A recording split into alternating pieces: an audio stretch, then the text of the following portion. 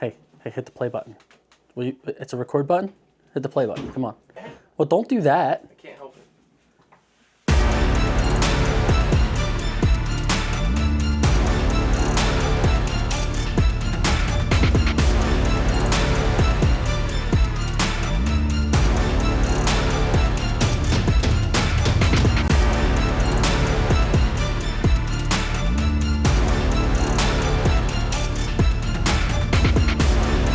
Welcome everybody.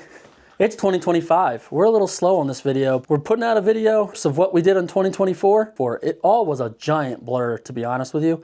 Probably my biggest thing is I'm the worst YouTuber ever, and I keep forgetting that I need to put the camera on because I'm my own cameraman. So the video you're about to see has none of the recoveries that we put on our YouTube channel. These are all the other recoveries that either I messed up on, mix-mashing, so it didn't really have enough for a full video. So this is gonna be a little bit of a longer video, but it's well worth the watch. The first time I'm watching this video as well, so you guys are gonna get my real-time experience about what we're gonna see here. Check it out.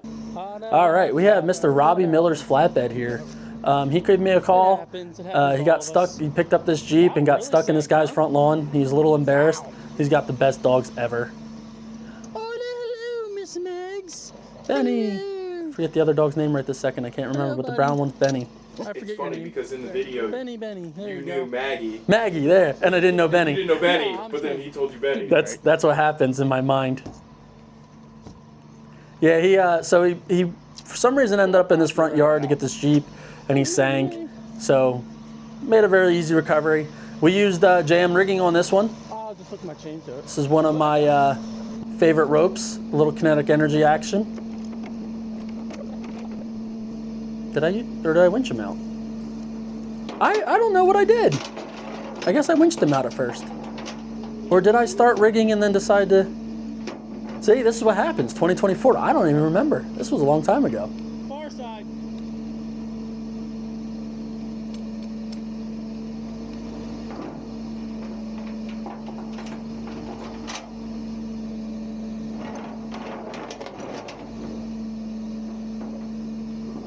So this truck has a 7/16 JM Riggings winch line on it. I believe what I'm doing is I'm gonna just winch them out of the holes at first here. I'm not worried about my synthetic rope rubbing on the edge of the bed because it's a nice round soft surface. So that's why one of the reasons I really like the synthetic line on my flatbed is for doing things like this. I can move the snatch block further up the deck and I don't have to worry about the twisting action on the end of the bed. We have Rob hop in there. Bloop, pulls him right out. Oh, I remember this now. Yeah, so I started winching him out, and then we got him to my flatbed basically, and then he tried to pull forward and he couldn't quite pull forward.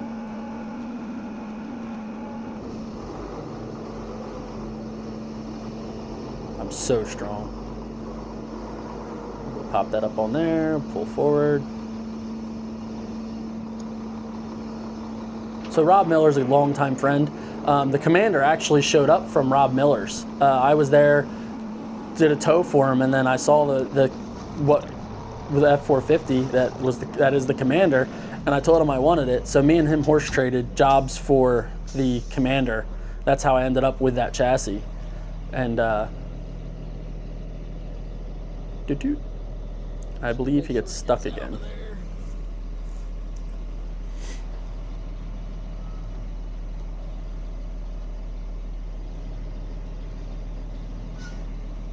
Nope.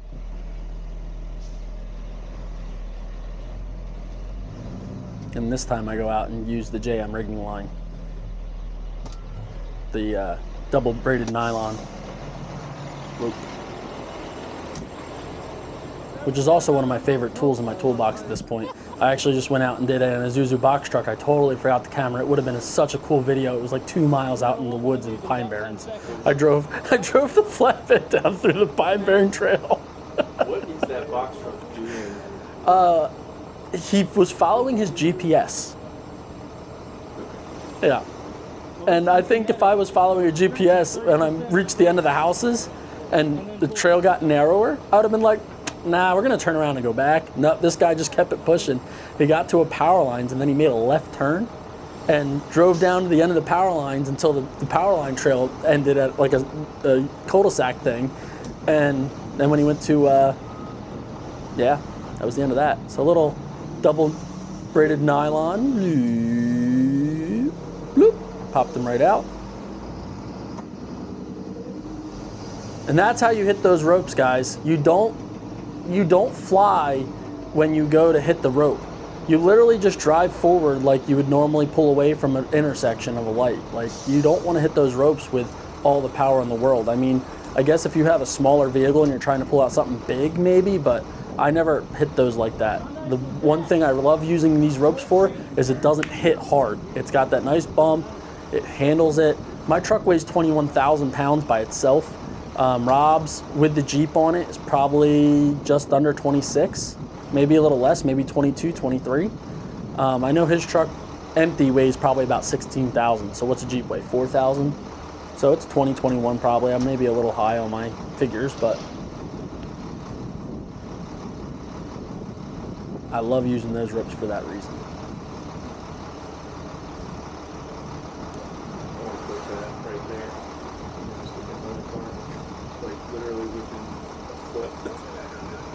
It happens, man. This is the part of being dangerous on the highway. Yeah. You know, I'm like I said, I stayed on the proper side of the line.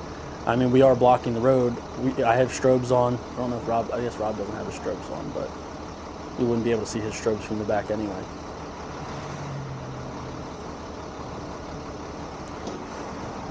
Little chat with Rob, send him on his way.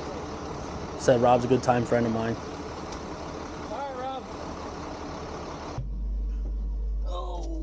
What are we in? Oh, the loader. Okay. This is probably the Dodge out in the middle of the field. Yeah, I remember this one. This was a midnight recovery. They were supposedly out there for 5 hours trying to find someone that will do it. And they said told me it was a 550. I forget what kind of company they were for. But loader was the obvious choice for this one. I knew I was dealing with more weight than the red truck could handle.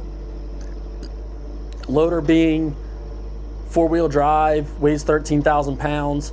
Again, double braided nylon rope, and makes a nice easy tug.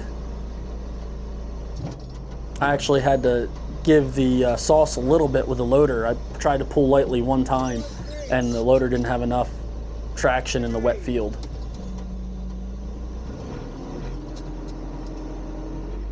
But I'm assuming I have the one camera in the cab with me, the other one's on the loader bucket.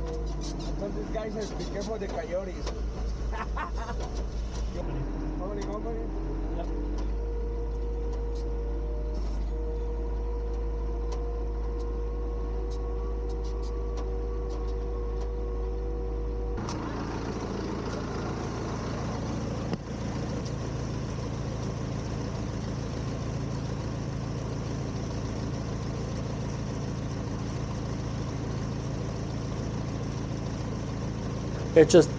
That's the one thing about the X3.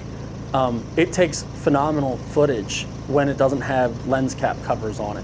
When you put the lens protectors on it, you get this hazy, every time light hits spectrum off it, which is very upsetting, but at the same time, I don't want to ruin the camera not having them on, so it's kind of a shoddy nighttime recovery camera. It works pretty decent during the day as long as the sun's not flaring it. So we've been trying to use the X3 a little less, and I'm just afraid I'm gonna break the lens. There's not too hard of a tug, and I didn't quite get him. So I back up and actually give it one good hit. And there he comes. And once I get the momentum, I do not stop.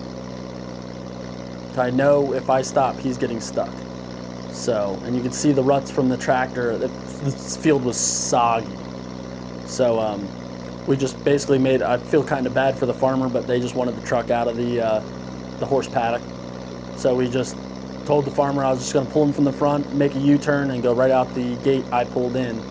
And once we get, some movement going and keep the momentum, we obviously stopped tearing up the lawn nearly as bad, or the field is nearly as bad. But that initial getting the momentum really took him out. But nobody would touch him because he was almost a quarter mile into a field.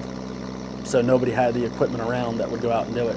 And this is the kind of stuff that I aim for and would love to get people to call us more often for, especially in the New Jersey area. I have no problem traveling if you're willing to pay. But I don't do anything for free.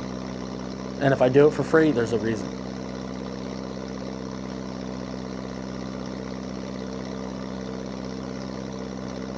But you can see how far we pulled this guy. And then I think around this corner a little bit, did we go through the fence line yet? No, because I see the fence on the one side. There's the gate. Pull through the gate. And then this was a hard pack area between the fields because I guess they had a stone base in there or something. So once it got outside that field, you see the rope slack a little bit because it's pretty hard ground. But that's how far he was out. Think about how long we were moving at 2-3 miles an hour, and it took us that long to get him out of the field. I forget what kind of, they were on some like gas line survey crew or something, and they like drove into this guy's field without even talking to him and got stuck in the middle of the field. The farm actually paid to get him out. He didn't pay. The farm wanted him out of the field. And the guy was trying for like 5 hours to find someone to do it, and the farm finally called us.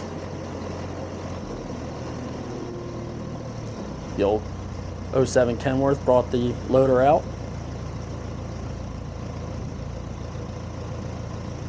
Like I said, there wasn't a long enough video to really produce a full video for it. I guess it could have made a short, but it was probably a little too long for a short. So you're kind of in the thing. So that's what all these videos are.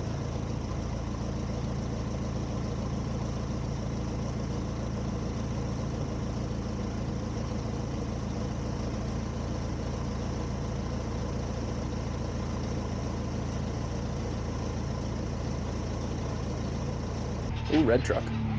This looks like Line Mountain. Line Mountain, we get to go out every year. They do 3 or 4 events, depending on the year. They do 3 long races and 1 short course race. So we're there for 4 days, and they pay us. The organization pays us to show up and then go out in the woods and bring everybody's stuff that's broken down out of the woods that they don't want to deal with. They used to go through this kind of terrain with a JCB backhoe to go get people's broken cars out. Like, I did more steering boxes the one round than I think I towed 4 vehicles that ripped steering boxes off, which if you rip the steering box off, you're pretty much stuck in the water. Like, there's no dragging it, turning it, and like pulling it out with a rope. So going in, being able to lift up the front end and just carry it out, is a rough job, but it's very, very doable.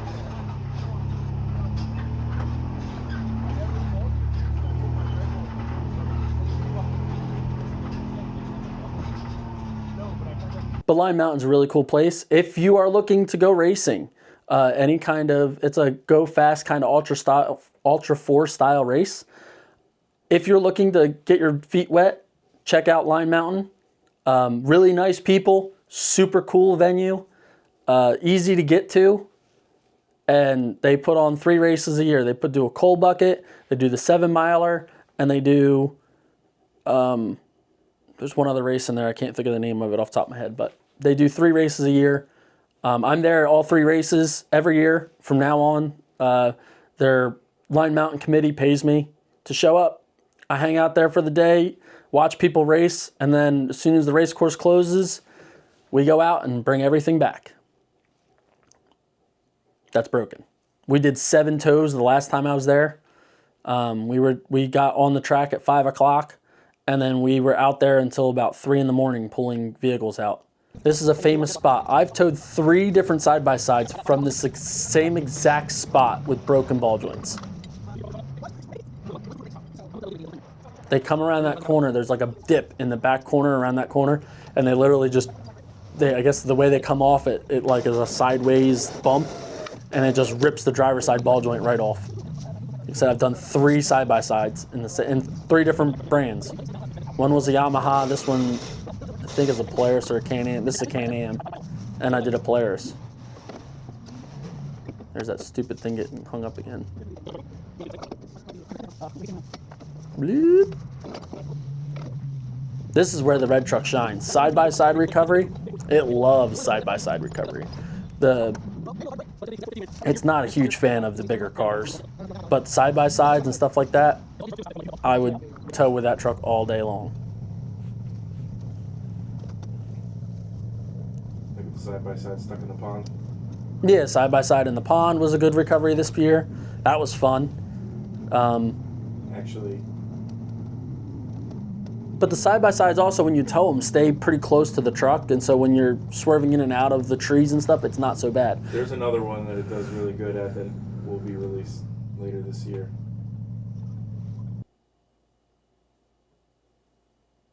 Yes, I'm drawing a blank. I know. It's a good one. You got like 2 hours of footage that I need to cut up into a video. On one recovery? Mm-hmm. With you picked up Petruccio and his girlfriend. Yeah. That is a good one. That's a real good one. That one, it worked really well. Yeah. Ah, Mr. Jonathan's red dot buggy. This was a day of out at There you go. Good Evening Ranch down in West Virginia. I was going out with all the buggy friends and from X-Rock, and we were just kind of cruising around, just having a day off. I was there to do recovery if needed, but the only thing I recovered was my own side-by-side that day, because it got flipped down a cliff. It was I call myself the a worst long ever moment. because I never get the shots I'm supposed to get. But for the X-Rock stuff, This is one of the coolest buggies I've ever ridden into. a lot of it came out really So soft. Red dot buggies, as a trail car, I would absolutely, if I had the money to buy one, I would. Unfortunately, the designer and builder of Red Dot is no longer alive. His name was Carroll, something Carroll, I think. I can't remember off the top of my head. There's Jonathan down. This is down by the comp course at Good Evening Ranch. Cool little notch corner. The video really doesn't do it justice of how twisted that car got up in there.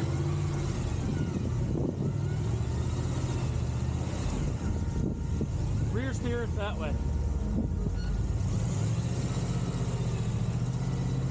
Easy. Alright, back up. Straighten the rear out a little bit. Back up. Leave the front alone. Back up. Easy. Little more. Easy, little more. Easy, little more. Easy, little more. Rear steer.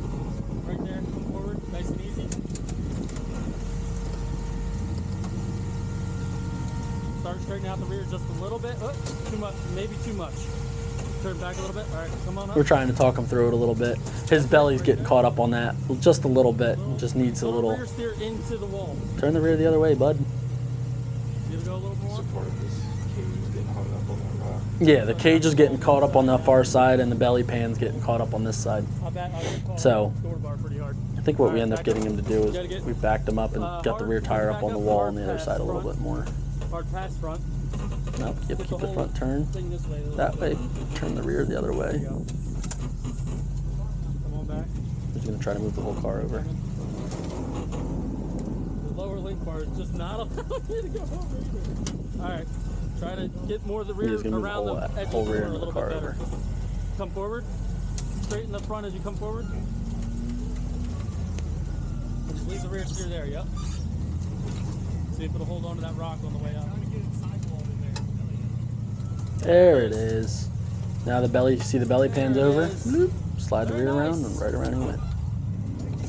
You're more than welcome. Little Charlie Mulchner doing the same notch. Charlie didn't want any spotting over it, so I just took the video and got in there and tried to get good video of it. See, he took the other line, he took the rear tire up the wall on the other side. Then he sat there and played with the rear steer, if you noticed, and kicked the rear steer back and forth so it didn't bind the rear up on the other side. Now, how does the rear steer work in a buggy? Because it's independent from the front. Yeah, so it's just a hydraulic valve, Yeah. and they have an electronic switch inside the cab, and they just hit a switch left or right, and it steers. Usually they set it up so it, you know, the way you hit the switch points the front of the tires, and if you say passenger, it goes to the left technically, you know, to the right. The front of the tire goes to the right. If you say driver, Driver left, driver right. yeah. Yeah. But these guys all have hydraulic over electronic solenoids that control the rear steer. So it's just a little switch. It's just a little toggle switch, that's all it is. This is Cam Beasley, Crazy Cruiser Motorsports. And his Mickey Thompson tires. Yeah. It's one of his big sponsors, but we always make fun of Cam because he's the tires do work, but you can definitely tell, like especially in the X-Rock videos, if you go back and watch, you can see the Mickey Thompsons will grab some places where Reds won't do as well, but they won't grab everywhere the Reds do well. So it's like those tires do extremely well at Chaos. No idea why. Just the way the rock grabs them, those tires do amazing at Chaos Off-Road. Some other places like New Hampshire, they're like ice skates. But New Hampshire has a lot of the mud and stuff that they dig through. But the problem is, I think the reason why they don't work so well in New Hampshire is because they dig to China. The mud's just so soft, it just digs down and it never gets to bite the rock like the Reds do, because the Reds stay on top of the slick. They don't dig. Oh, this is where we flipped Cam's car over. So, Cam was having an issue with his transmission. It would only go in reverse, I believe. It wouldn't go in drive. And there's what they were calling a pill in the transfer case, or in the transmission, sorry, on the in the valve linkage that was sitting down, and it goes too far in and wouldn't let him go past reverse. So to test the theory of what it was, the transmission builder said, well, could you flip the car upside down somehow?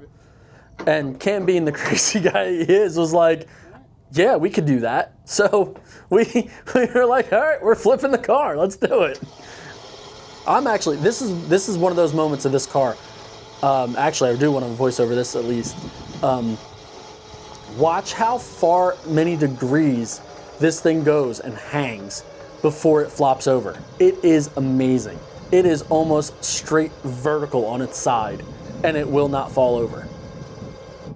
Yeah, thanks.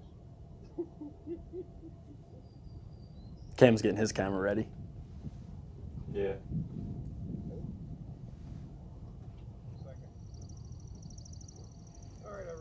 It's so funny because we were trying to set it back down softly when we rolled it back to its wheels, but we were trying to get it to bounce when it came over.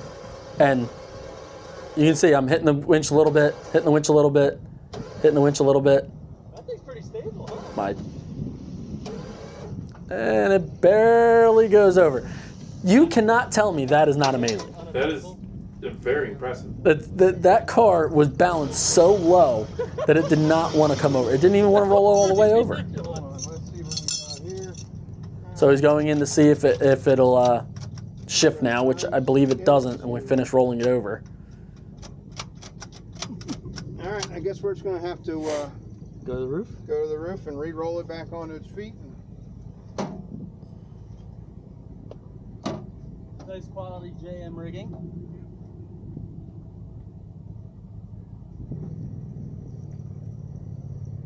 I ended up cutting the protective sleeve off my winch line of that truck because it kept getting caught in the shift head. Yeah, it was so annoying. And that's nothing on JM Rigging's fault. That's just because the way the shift head's designed, it wouldn't slide into the boom nicely. The only thing I thought of I could have changed was maybe like putting a little electrical tape on it so that way see how the boom reacted? It's because it's getting caught. But then I couldn't move the sleeve if I needed it somewhere else, so what's the point? So we just ended up cutting it off. All right. There it is. Now it shifts. Everything goes all the way back to the stop. All right. Let's roll it back over. Let's go. Let's go Right underneath. Go right to the. Yep. All right, guys, we are rolling it all the way over. It has worked. And you go, just come right around here. No, I was gonna go back around the way it came over, but. Me trying to decide what to do. Let's pull up a few feet and winch it back over.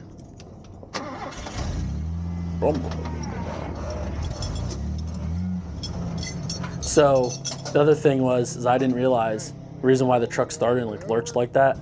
My firewall is bolted together because those year Fords are known for cracking the firewalls.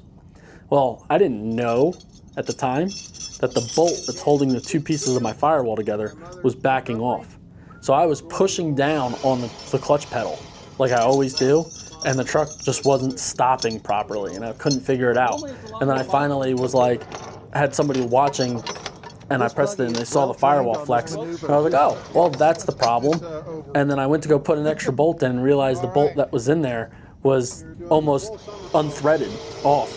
So I just tightened the bolt back up and put a second nut on it so it couldn't do it again. And now the truck's absolutely, clutch works amazing.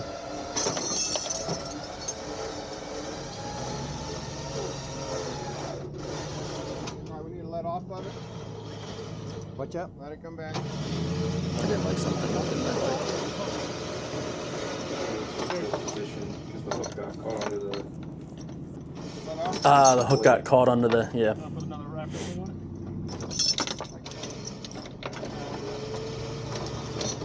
Probably wouldn't let you get a clean roll over. Yeah, well, if it was kitchen, I don't want to rip his body panel off when it flopped.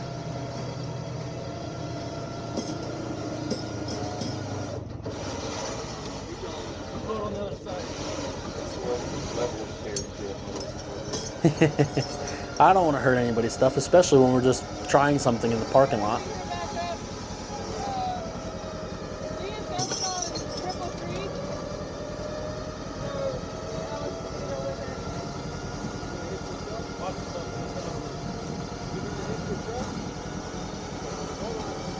It's gonna be okay. It'll be fine. It's not gonna hit the truck. Okay.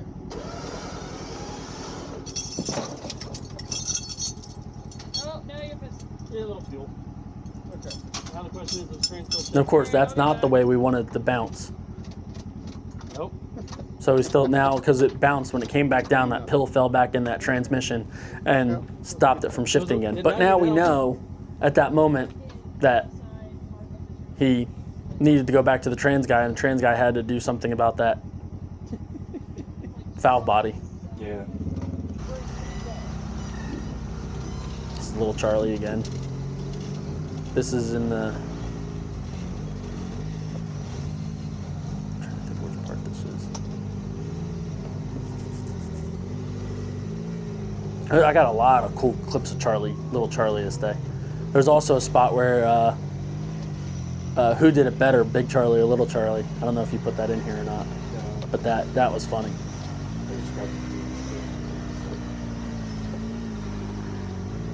Focus more on the recovery aspect. Yeah, no. Let's throw some fun in. This was a great day. I enjoyed this day a lot. Just riding around with the guys, watching them buggies and taking video. It was cool. A little different.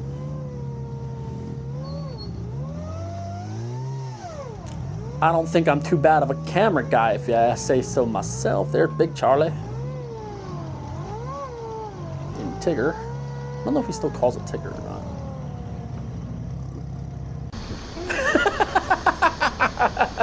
Oh, this was a good one.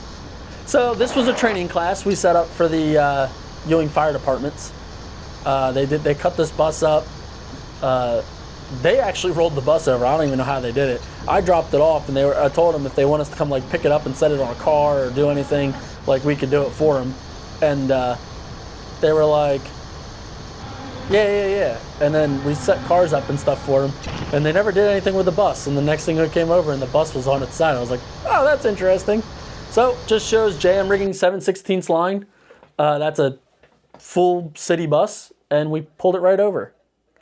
This one was a heck of a recovery, and it sucks that this video got messed up by the cheap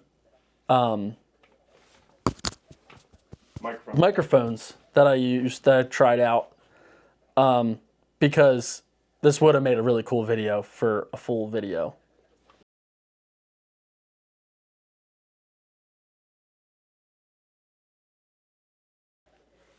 But you notice the boom is stretched out on it. What happened was this thing, it got flooded. Jacobs Creek floods sometimes, and it flooded all the way to the first level. It was over the porch on the side of the house. That's how deep the water got. So we got the hoe tied up. So that means the hoe was underwater. The whole backhoe was underwater, completely underwater. We pulled the dipstick on it, and it was just milkshake, and I was just like, because the guy wanted us to get it running and drive it out. And I was like, I pulled the dipstick on it. I was like, I'm not going to drain all the oil and the hydraulic oil and everything on this thing. Nope. So actually, I don't think we got paid for this job yet. The backhoe's still sitting at our place waiting for payment because this was a foreclosured home. So the guy wasn't getting paid from the bank until the backhoe was out, and he didn't have the money supposedly directly to pay us. So I told him we would get it done. And we did, so we're waiting on payment still for this job. And that's what some people don't understand about the towing thing. Everyone's like, oh, tow guys must make so much money, blah, blah, blah. Yeah, well, if we don't get paid, we don't get paid.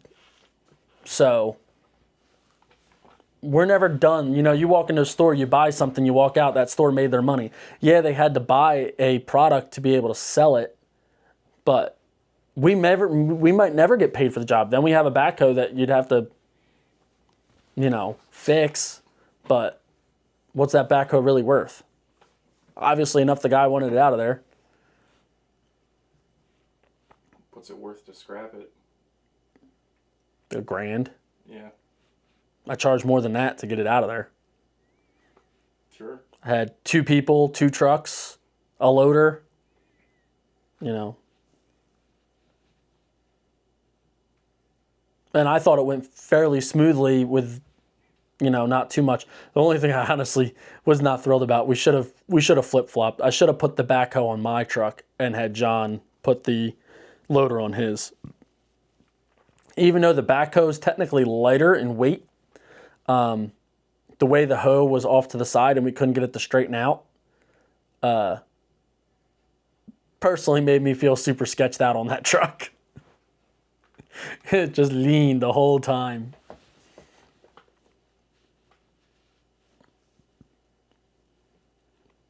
But that was a fairly cool recovery. Something that you don't get to see too often. That's why I was really hoping the video was going to turn out well on it, because it just shows the abilities of the right equipment doing the things.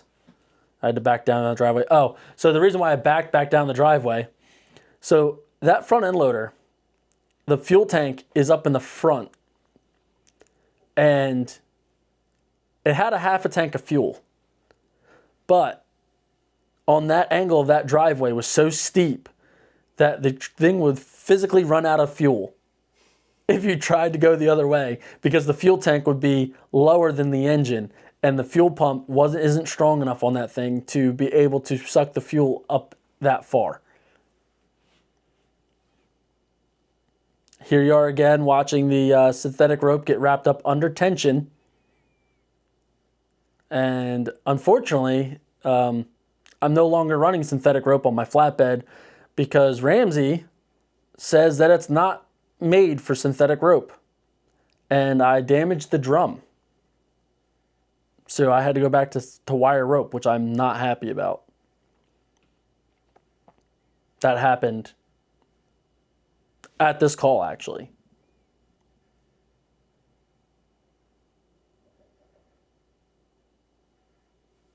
At some point there.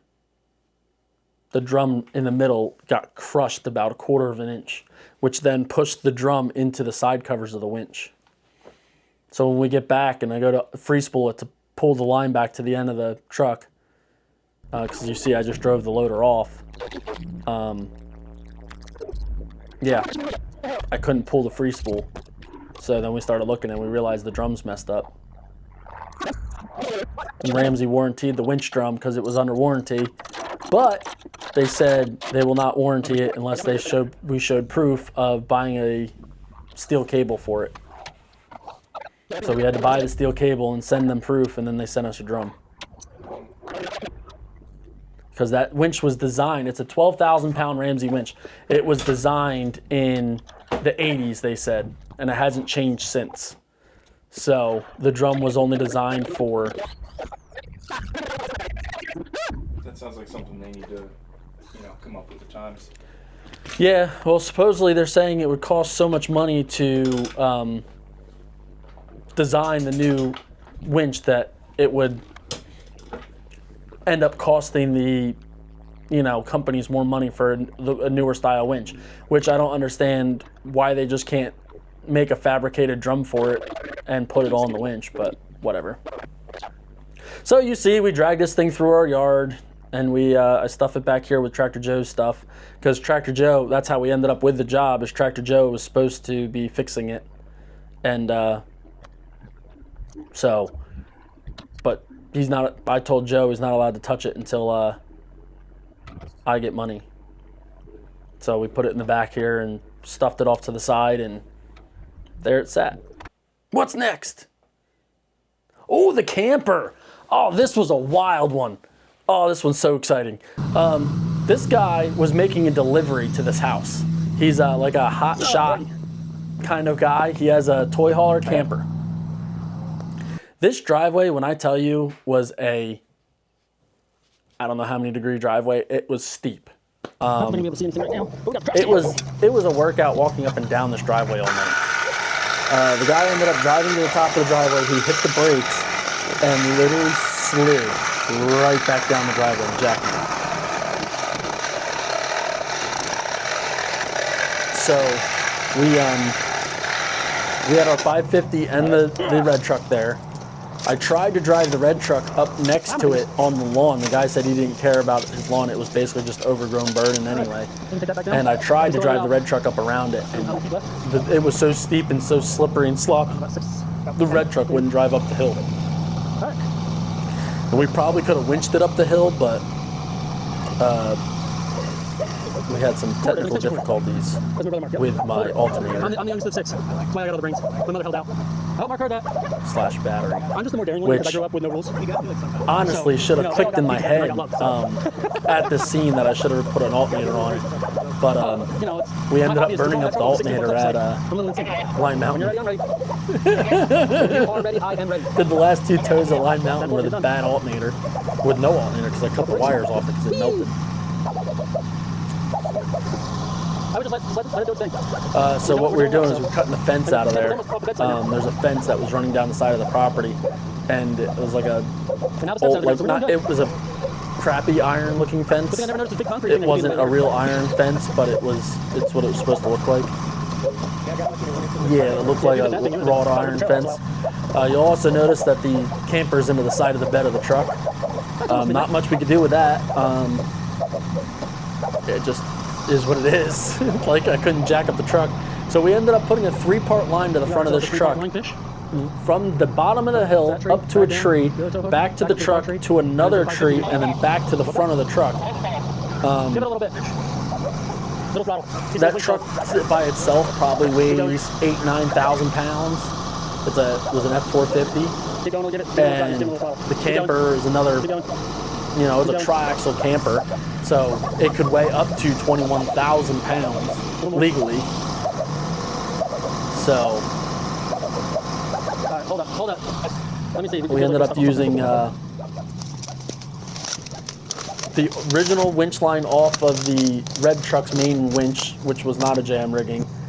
Then I had another piece of synthetic rope off another winch line.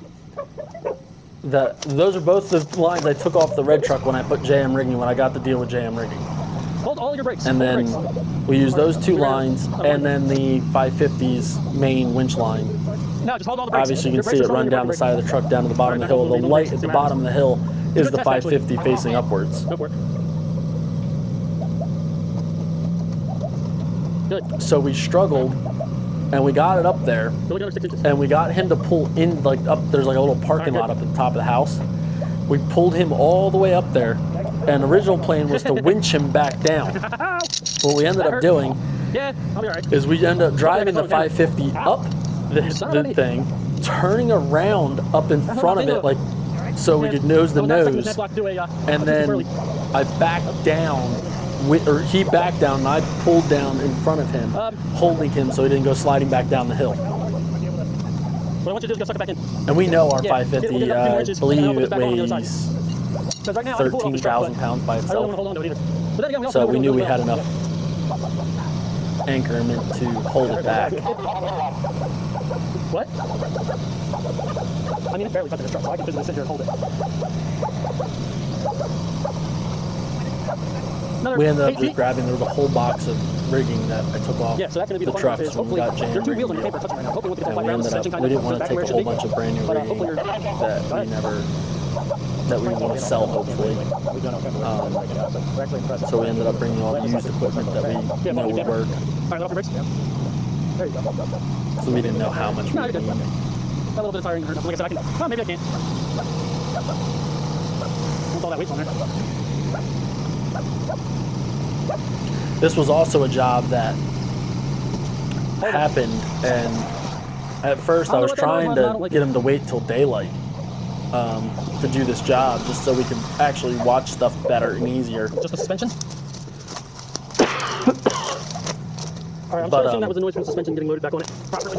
Keep going. They were in a hurry. They wanted to get out of there, which I don't know why they were in a hurry to get out of there, because we literally took them down the road like a half mile to a pull-off point, because the axle was half ripped out of the trailer. They had to fix the axle before they go any further.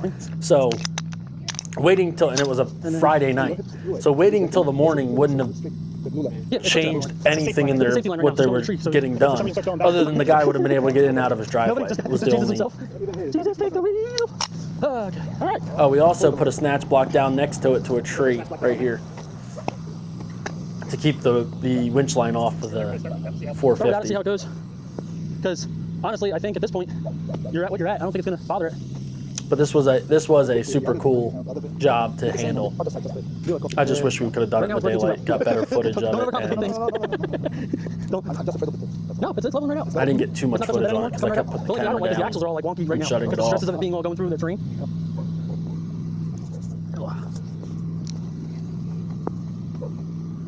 I have a feeling that it's going to want to be right next to that tree. Just like that.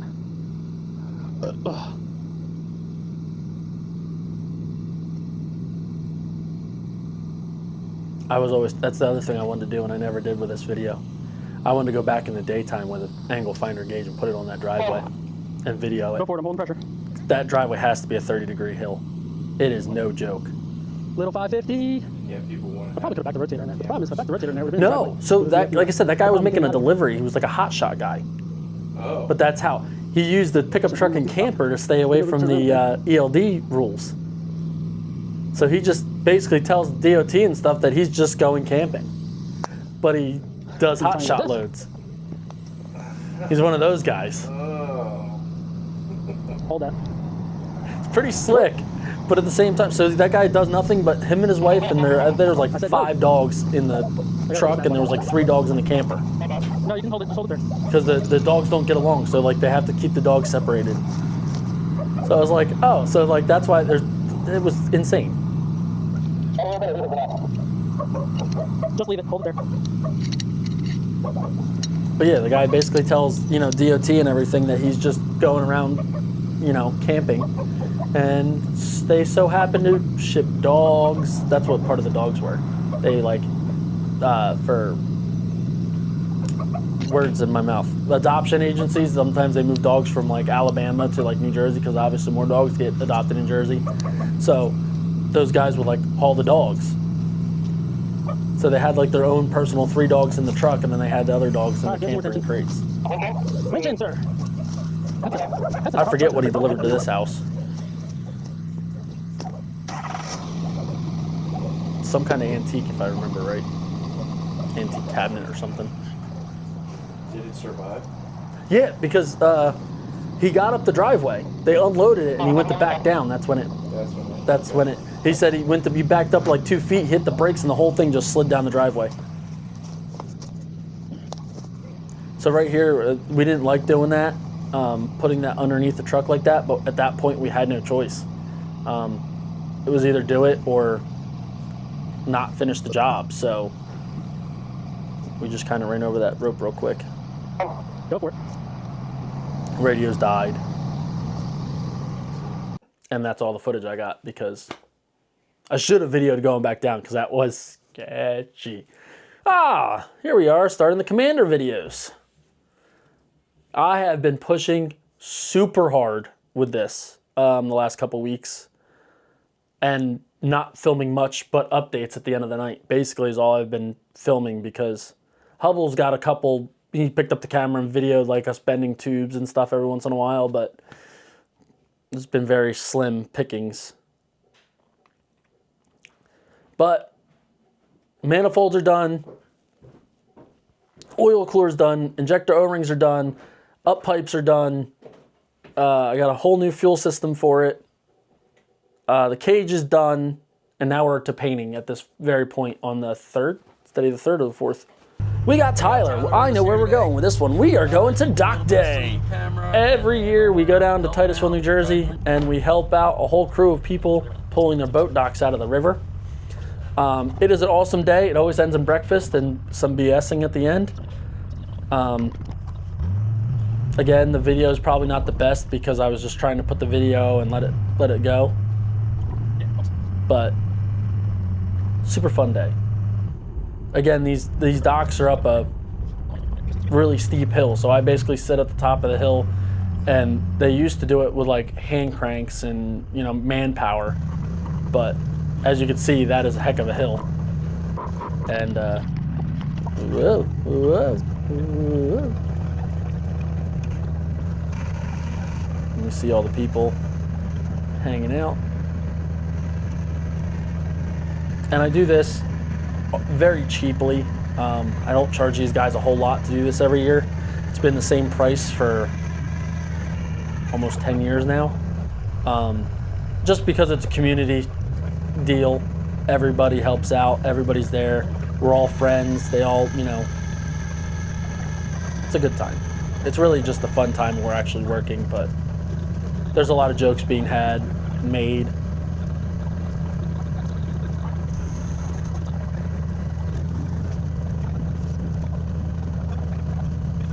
Dock one. And they just basically, we winch them up, they tie it off to a tree, and we move to the next one. Some of them are a little bit more tricky than others. Obviously, these ones are pretty simple. It was a pretty cold day, but other than that, it wasn't bad. They have their own bridles and stuff, and their docks have 2 pull points that they set up at a certain distance, so they have a bridle that hooks right into it. So basically all I have to do is show up with a truck and a winch line. I almost did it this year with the red truck. Only thing I was worried about is running the electric the whole time, the winch. Not as much as the alternator, just like having to go like 3 or 4 docks, and we'd have to sit there and let the truck idle and power up the batteries again.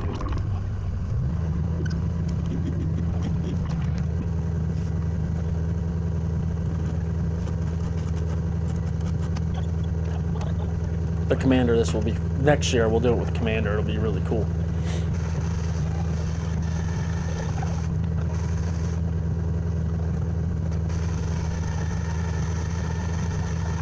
That's the one downfall to the 550, doesn't have a remote for the winches. So I can't like go down there and like watch, I have to stand at the truck. And some of these spots, I brought the headsets, and Tyler was the eyeballs and I ran the truck. So that way we could actually hear what was going on instead of the delay of when people are yelling stop. We did 23 docks this day. I don't think there was 23 videos with 23 long, but. So obviously there was a lot more in 2024 that happened, but we did a lot of long form videos of like the box truck in the ditch with the sticker bushes. Remember the sticker bush counter, get that in. Go down and watch the side-by-side recovery out of the pond. That was a good one that happened last year.